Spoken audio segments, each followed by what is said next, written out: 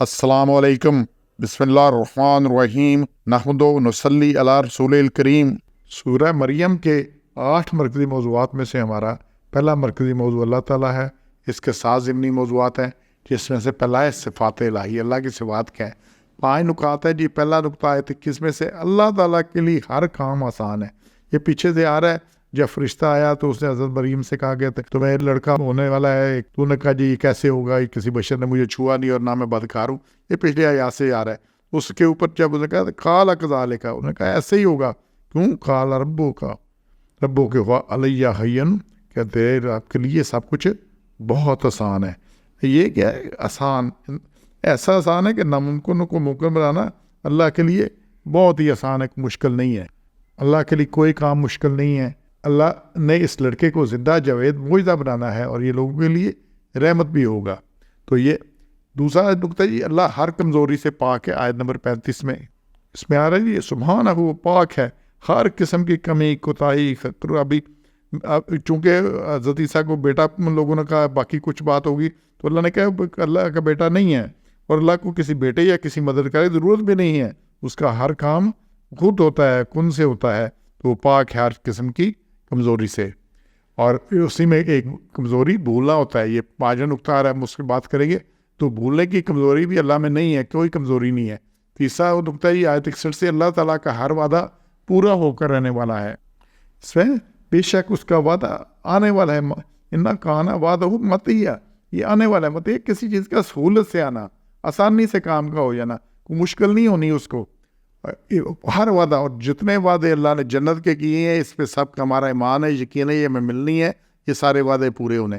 لیکن اس کے ساتھ یہ بھی رکھے جتنے اللہ نے وعید کی ہے، دوزخ کے وعدے کیے ہیں، وہ اس کا بتایا وہ بھی ہونی ہے۔ تو اس لیے ہم نے اپنی اصلاح کرنی ہے۔ یہ نہیں ہونا کہ جنت کے وعدے سچے اور دوزخ کے ایسے اسے ہو جائے گا، یہ کچھ نہیں ہونے والا۔ اور پھر جی اگلے 2 نکات، چوتھا اور 5واں آیت 64 میں سے بڑے اہم ہیں۔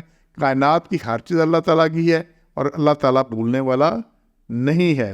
تو اس میں کہ فرشتوں نے کہا کہ ہم رب کے بغیر کے حکم نہیں اترتے، اور اسی کے لیے ما بین ایدینا و خلفنا، جو آگے ہے اور جو پیچھے ہے، جو درمیان میں، ہر چیز جو آگے ہونے والی ہے، جو ہو چکی ہے، جو ابھی چل رہی ہے، ہر چیز کا اللہ تعالیٰ کے علم میں ہے، اور اللہ تعالیٰ کو پتہ ہے، اور اسی کی ہر چیز، کوئی کسی کا نہیں۔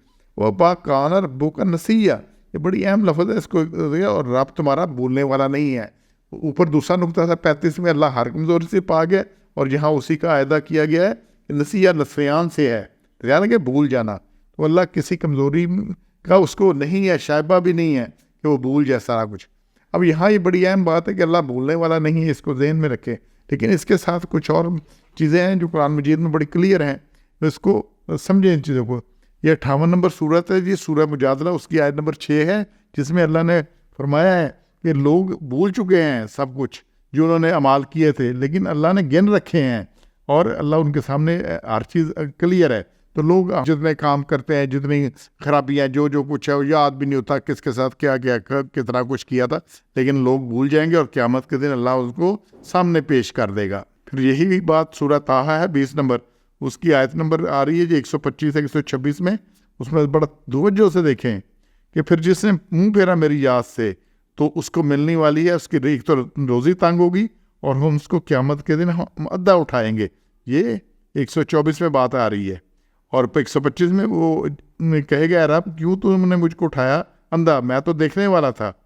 تو پھر 126 میں بڑی اہم بات آ رہی ہے، فرمایا تم کو پہنچتی ہمارے احکامات، پھر تم نے ان کو بلا دیا، اس طرح آج ہم تمہیں بلا دیں گے۔ فَنَسِيَ كَذَلِكَ الْيَوْمَ تُنسَىٰ، ہم تمہیں بلا دیں گے۔ اب یہ اللہ کمزوری سے پاک ہے، اللہ بھولنے والا نہیں ہے، لیکن یہ ہے کہ اللہ جہنم میں پھینک کر بھول جائے گا، بھولے گا تو نہیں، لیکن اللہ نے کہا کہ اتنی سختی ہوگی کہ جیسے پتہ ہی نہیں ہے کہ اس کو کبھی نکالنا بھی ہے، کیا کچھ ہے، اتنا وقت لگنا ہے، اتنا نہ کچھ دینا ہے، تو اللہ اس کو بھول جائے گا۔ اور یہ مضمون قرآن میں بار بار آیا ہے۔ سورہ اعراف کی آیت ہے 51، اس کو دیکھیں۔ اور جنہوں نے دین کو کھیل تماشا بنا لیا، تو دنیا کی زندگی کے دھوکے پڑے رہے، تو ہم ان کو بلا دیں گے جیسے انہوں نے بلا دیا تھا اللہ سے ملنے کو، اور ہماری آیتوں کو اور ہمارے احکامات کو۔ تو یہ اب یہ بار بار میں یہ گزارش کرتا ہوں کہ ہر ایک کو پتہ ہے کیا کچھ ہے، عبادات کا بھی پتہ ہے، اخلاقیات کا بھی پتہ ہے، کام کا بھی پتہ ہے، معاملات کا بھی پتہ ہے، معاشرت کا بھی پتہ ہے، کس چیز کا کس کو نہیں پتہ، لیکن ہر خوبی جو ہے اس کو بلا دیا، ہر خرابی میں منوالو ہو گئے، اور اس میں اب اسی لیے میں بار بار ایک بات اذان ہوئی ہے تو جو نہیں اٹھا اس نے بلا دیا ہے، اللہ کا حکم بلا دیا ہے، جس نے جھوٹ بولا ہے، بے ایمانی کی ہے، حق غضب کیا، اس نے بلا دیا ہے، تو پھر جب بلا دے گا تو اللہ جہنم میں پھینک کے بلا دے گا۔ تو اس طرح سے یہ بڑی سخت آیات ہیں، اور یہی بات نہیں ہے، یہی سورہ توبہ کی 67 میں ہے، سورہ نمبر 32 کی آیت 14 میں ہے، سورہ نمبر 45 کی آیت 34 میں ہے، 59 جو ہے سورہ حجر اس کی آیت 19 میں ہے۔ یہ بار بار اللہ نے کہا کہ اللہ بھول جائے گا، تو اب اس سے بچنا ہے ہم نے کہ انشاءاللہ ہمیں اللہ جنت دے گا، اور وہاں اللہ سے ملاقات ہوگی، اللہ سلام بھیجے گا، اور جہنم والوں کو جہنم میں بھیج کے اللہ بھول جائے گا۔ یہ بڑی سخت بات ہے، اصلاح کرنی ہے اپنی۔ سبحان ربک رب العزت عما یصفون وسلام علی المرسلین والحمد للہ رب العالمین۔